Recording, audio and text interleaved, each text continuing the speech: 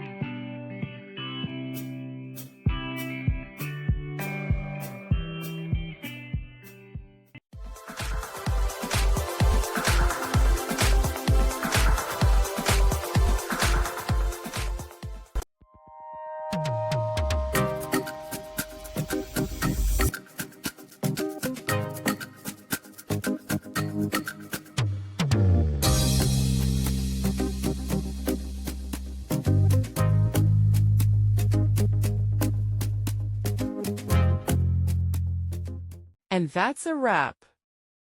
I hope you found the answer you were looking for. If you did, take a second to hit that subscribe button. It really helps out. And let me know in the comments which solution worked best for you. See you next time in the debug zone.